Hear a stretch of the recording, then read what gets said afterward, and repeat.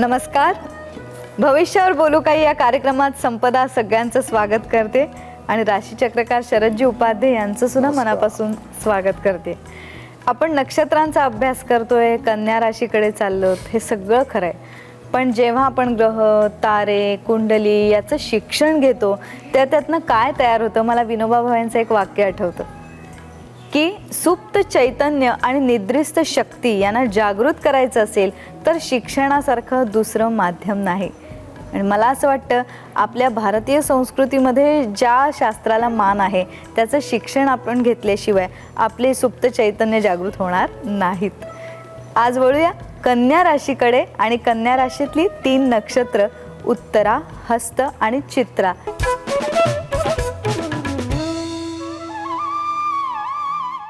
उत्तरा नक्षत्र जे सिंह राशीपासून आपल्या इथे कन्या राशीत आलंय, अर्थात ते स्वभाव गुण घेऊन येणार, पण तरी सुद्धा एक कालची उजळणी. उत्तरा सुरू होते सिंह राशीमध्ये 26:40ला, बरोबर. 30ला पहिला चरण संपला. विभागीय नक्षत्र असल्यामुळे कन्येमध्ये कंटिन्यू होते. दुसरा चरण 3:20, तिसरा 6:40, चौथा 10. या उत्तरा नक्षत्राचं वर्णन आपण खूप उत्साही, पैसे मिळवणारा, अतिशय वेगवेगळं छान वर्णन त्याचं उत्तराचं केलं होतं. आता हे सिंहेमध्ये शोभादायक होतं. नवरा जेव्हा सांगतो आपल्या बायकोला, तू माहेरची खूप श्रीमंत आहे, तिथे तुझं सगळं ठीक होतं, मी नाही तेवढं, तर माझ्याकडची परिस्थिती बघून आता तू वागायला पाहिजे. कधी कधी उलट पण होतं. हे बघ, तुझी माहेरची गरिबी होती, तिथे ठीक आहे, काही तडजोडी तू केलेस, पण आमच्याकडे छान आहे सगळं वातावरण, तू आता बदल थोडी. तसं या उत्तराला सिंह राशीमध्ये एक तऱ्हेचा अभिमानी राशी वगैरे तो सगळं वेगळं. कन्या काय म्हणेल, आता बा उत्तरा, तू तर माझ्याकडे आलं, मी आहे चिकित्सक, बुद्धिवादी, संशोधन करणारी आणि सगळ्याच्या चिकित्सेतनं एक निश्चित निर्णयापर्यंत येणार, त्यामुळे इथे तुझं जरा स्वरूप बदल. हेच उत्तरा कन्येमध्ये आल्यानंतर चिकित्सा थोडी वाढते. कन्या राशीतल्या उत्तरा नक्षत्रात जन्म घेतलेला मनुष्य, त्याचं जे सिंह राशीतल्या उत्तराचं आनंददायी फळ होतं सगळं, तुलनेने थोडं निश्चित बदलेल. हा एक चमत्कार आहे. नक्षत्र तेच, पण राशीच्या माध्यमातून थोडा फरक पडतो.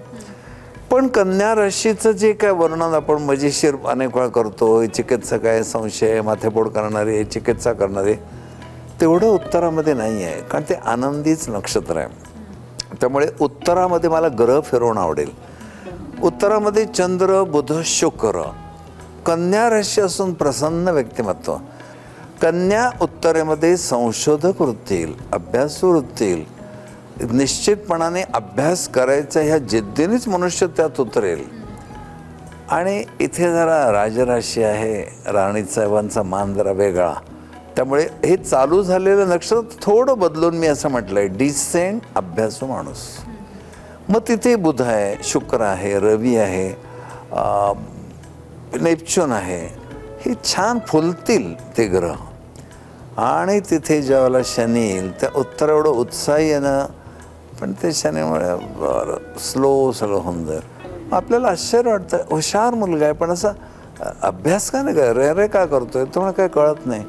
पुष्कळ लोकांना आध्यात्मिक ग्रंथ वाचताना जांभया येतात. आरतीच्या वेळी हमखास जांभया येणारे लोक आहेत. ते लोक म्हणतात की अशी जांभई आली तर दैवी शक्ती असते वगैरे, असं ते काय नाही. आरतीचा कंटाळ असतो माणसाला. आरती ही आर्तपणे आणि श्राद्ध श्रद्धेने व्हायला पाहिजे. पण सुख करता दुःख तेच आहे परत. मग त्या गजाननांचं काही अपील आम्हाला होत नाही, गुण वगैरे, एखादा पोचलेला आहे साक्षात्कारी तो वेगळा. मग त्याच आरत्या पुन्हा पुन्हा कुठच्याही भावनेशिवाय म्हणायला लागलात की जांभई येणारच. हा विषय ज्याला इंटरेस्ट नाही वाटत तो म्हणेल की बऱ्यापैकी झोप येते ऐकताना, त्यामुळे लावूया. काय कोणाचा असेल राशी काय आपल्याला सांगता येत नाही. म्हणून उत्तरामध्ये शनी आला असता व्यक्ती कंटाळवाणीपणाने अभ्यास करते किंवा जगते, काय जे त्याचं डे टू डे शेड्यूल असेल तसं. उत्तरामध्ये मंगळ आला तर त्याची जी एक अभ्यासवृत्ती आहे त्याला छेद जाईल. मग कन्या राशीतल्या उत्तर नक्षत्र माणूस चिडचिडा होईल. मेषेत कसं तो स्ट्रॉंग होतो ना, इथे चिडचिडा होईल, कुठल्या गोष्टीचं उत्तर मिळत नाही, पटकन गोंधळ होतं सगळं. असे बरेचसे कन्यावाले उत्तर नक्षत्रातल्या मंगळ, हर्षल, राहू असे ग्रह सगळे इतका प्रॉब्लेम होतो. हे बिल भरलं का, ते झालं का, त्या बँकेचा मुद्दा, चिडचिड काय करतो, एका पाठोपाठ कामं करणं, तर तो स्वभाव असतो. हे विवाहोत्सुक मुला मुलींना फार उपयुक्त आहे. बघायला येताना सगळेच असे टॉप येतात बघायला, की त्या मुली पण छान नटतात बिटतात. तुमचं डे टू डे लाईफ जेव्हा चालू होईल, जसं एक नटी म्हणाली होती हिंदीतली, की तुम्हाला अप्रूप आहो त्या नटांचं वगैरे, आमचे हिरो अमुक तमुक. आम्ही जेव्हा जातो कुठे कुठे बाहेरगावी, एकाच हॉटेलमध्ये उतरतो, तर मी सकाळी ह्यांना बघतो लुंगी लावलेले दात घासताना, असं ती स्पष्ट बोलली. ते थोडी कडवड बोलली पण काहीच चूक नाही आहे. तुम्ही ज्या स्वरूपात बघता ते वेगळं स्वरूप आहे. तसं या उत्तरामध्ये मंगळ आला तर कन्येतल्या बुद्धिमत्तेचा भाग जाईल, चिडचिडेपणा येईल. उत्तरामध्ये हर्षल तर अजिबात नको. 84 वर्षाने एकदा येतो, पण त्या काळात ज्यांचे जन्म होतील त्यांना ते त्रासदायकच होईल. राहू, मंगळ, हर्षल, केतू उत्तराची अनेक चांगल्या बाजूंचं नुकसान करतात. आता गुरु आला तर गुरु, शुक्र, हा चंद्र. शुक्र चंद्र एक ओझर तर मी बोललो. गुरु ज्ञानी आहे आणि कन्या प्राथमिक आहे. कन्या पायरे आहे, गुरु गच्ची आहे. मग ह्या गुरु उत्तर नक्षत्रात गुरु आल्यानंतर न झेपणाऱ्या अभ्यासांची सुरुवात करणे. काही वेळेला काही गोष्टी आपलं वय नसतं किंवा काही थोडा विचार करायला पाहिजे. कन्या राशीत उत्तर नक्षत्रात गुरु असणाऱ्या व्यक्तींना बराच काळ एखाद्या विषयाचा अभ्यास करून तो न झेपण्यामुळे वैफल्य येणं किती बारकावे आहेत मग त्याच्यामध्ये. आणि शुक्र हा त्याच्यात एवढ्यासाठी चांगला नाही. कन्या ही कुतूहलाची राशी आहे. कन्या ही एक्सपेरिमेंट करणारी राशी आहे. कन्या चिकित्सक आहे, हिशेबी आहे आणि शुक्र शृंगाराचा कारक आहे. शुक्राच्या कारकत्वाखाली आलेल्या एकाही गोष्टीचा हिशोब ठेवला जात नाही, कधीच ठेवू पण नाही. प्रेमपत्र ही ज्याची त्याची प्रायव्हेट प्रॉपर्टी असते, ती कधी जाहीर होत नाही. अगदी न्यायमूर्ती रानडेने जरी आपल्या सुशीला नावाच्या पत्नीला पत्र लिहिली तरी ती वेगळी, ती काही गाळूनच ती छापली असणार. वैयक्तिक पातळीवर त्याने जे एकमेकावरचं प्रेम व्यक्त केलं ते त्यात येणार नाही. शुक्र नाही चांगला. कन्येत शुक्र नीचीच असतो, गुरु न झेपणारं. आणि बुध वगैरे बऱ्यापैकी फळं देतील. कळलं? तेव्हा पापग्रहांना उत्तरा नको. शुभग्रहांपैकी बुध बरा. शुक्र विकृत कुतूहल निर्माण करेल आणि चंद्र असतो त्याला एक प्लेझंट कन्या राशीची सुरुवात होते बुद्धिमत्तेची. आपण आता उत्तरा म्हणजे उत्तरा फाल्गुनी खरं तर म्हणायला पाहिजे. उत्तरा फाल्गुनी नक्षत्राचा अभ्यास झाला आणि आता हस्त नक्षत्राकडे आपण आलो. उत्तरामध्ये 2 तारे, हस्तामध्ये 5 आणि चित्रामध्ये 1. आता ह्या हस्ताची सुरुवात कुठे होते बघ, 10 अंशावर. कन्या राशी बऱ्यापैकी जेव्हा वयात येते, म्हणजे काय, कन्या राशी बऱ्यापैकी वयात येते म्हणजे अंशाने पुढे मी जाते. तुझं जरा समाधी भंग अंशाने वयात येते म्हणजे काय होतं तर युवावस्थेत. 12 ते 18 युवा आहे. 10ला उत्तरा संपतं. हस्त हे नक्षत्र पूर्णपणे युवावस्थेत पसरले बऱ्यापैकी. हा, इथे 10 अंशाला सुरुवात होते आणि संपतं 23-20 म्हणजे कन्या राशीच्या चिकित्सक, कुतूहल असणाऱ्या, अनेक तऱ्हेच्या गोष्टीचा प्राथमिक अभ्यास करणाऱ्या, जॅक ऑफ ऑल ट्रेड असणाऱ्या या नक्षत्राला युवावस्था आहे. हस्त निर्लज्ज आहे. आता कोण नक्षत्र असेल तर काय ते उपाध्याय आम्ही एवढे 7:30ला उठून प्रोग्राम लावतो, आम्हाला निर्लज्ज म्हणले. हे ज्या काळात लिहिले त्या काळातल्या सगळ्या नीतिमत्तेच्या कल्पना वेगळ्या होत्या. मग निर्लज्ज म्हणजे काय तर आपल्या पत्नीचा भर रस्त्यामध्ये हळूच हात धरला तर किती लाज, त्याचं कुतूहल पण असणं, या अर्थाने निर्लज्ज. ती विकृत नाही, उत्साही पण आहे. चोरी करणारा म्हटलंय, हे चौर्यकर्म साहित्यामध्ये जास्त येतं. कन्या राशीच्या अनेक लोकांच्या मध्ये ही सवय असते, काही कविता बेलाशक आपल्या नावावर छापणं वगैरे, कॉपीराईटचा विचार करणार नाहीत ते, कारण त्यांचं पाठांतरही चांगलं असतं, चिकित्सा खूप असते. मग कधी कधी असे लोक छान छानपैकी कविता, गोष्टी, एखादं उदाहरण आपलं म्हणून दडपू शकतात. ते साहित्यिक चौर्य या अर्थाने परोपकारी पण आहे.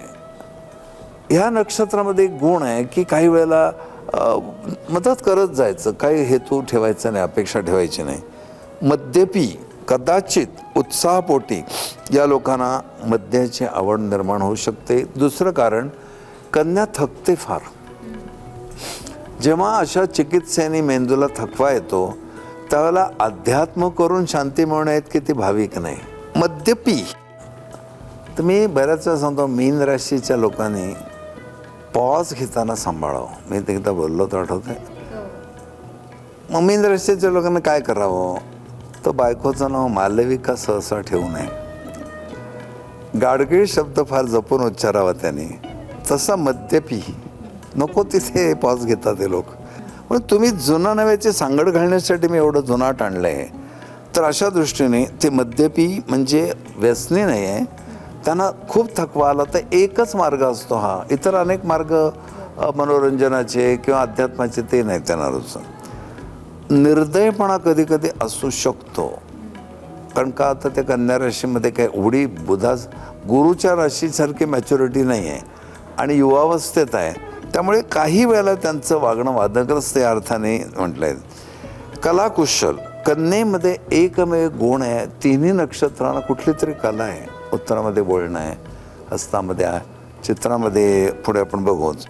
आणि विद्वत्ता शिवाय थोडी धार्मिकतेची सुरुवात, धार्मिकतेला पोचले नाही पण कुतूहल आहे, असा हा सगळा हस्तात भाग असल्यामुळे हस्तामध्ये कधी मंगळ येऊ नये. मद्यपान वाढतं. हस्तामध्ये हर्षल आला तर प्रचंड मानसिक त्रास, म्हणजे नर्व्हस ब्रेकडाऊनची चान्सेस आहेत.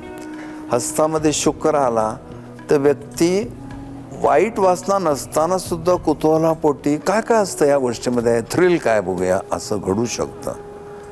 हस्तामध्ये बुध आला तर बऱ्यापैकी वक्तृत्व मिळू शकतं. हस्तात गुरु आला तर चिकित्सेने अध्यात्म करणं.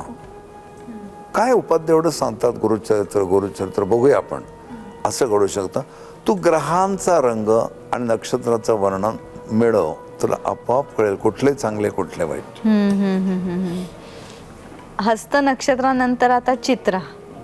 हस्तात तुला काही शंका नाही? हो आहेत ना, मला ग्रह ठेवून बघायचेत ना. आता ठेवले ना. पण तुम्ही शरदजी हस्ताची माहिती दिलीत, पण हस्त या नक्षत्रामध्ये कलावंत असतात, जसं या तिन्ही नक्षत्रांचं फळ आहे ते. पण हस्तामध्ये चंद्र आला तर त्याचा काय परिणाम?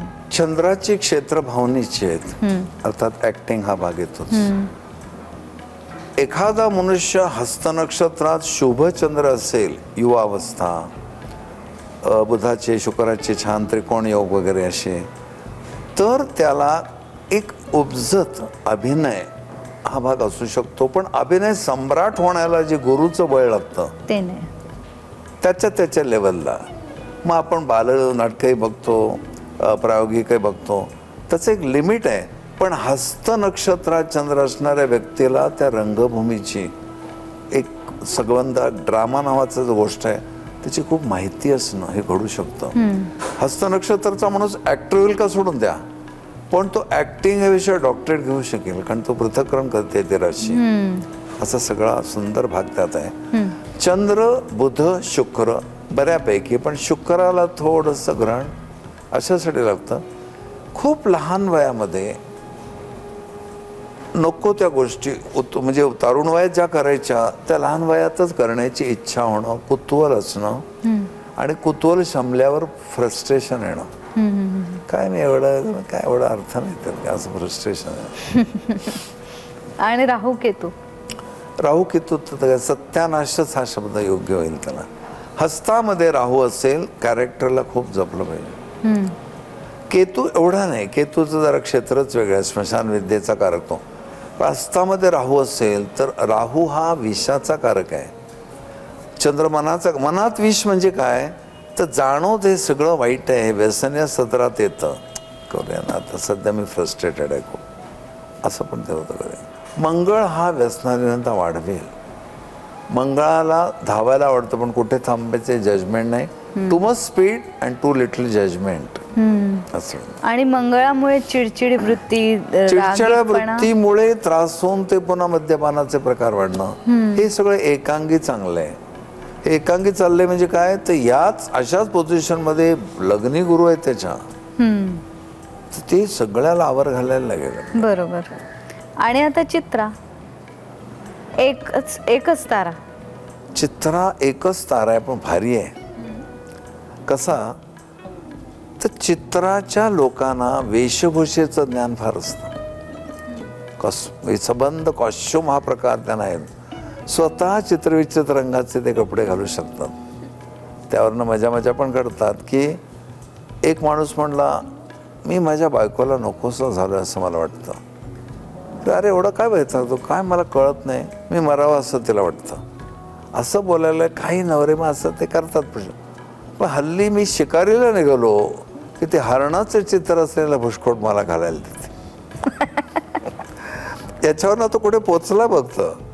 हे असे बऱ्याच वेळेला करतात काही नवरे, मजा पण करतात. एक नवरा असाच एकदम सूक्ष्मात गेला, काश्मीर ओ काश्मीर, ओ हो काश्मीर, असं करत बसला आपल्याशीच. एक जण आला, अरे म्हणे तू कधी काश्मीरला गेला नाही, काय करतोय. माझी बायको आत्ता काश्मीरला गेली. असे पण बनेल नवरे खूप असतात. चित्रामध्ये वेशभूषेचं खूप नॉलेज असणं.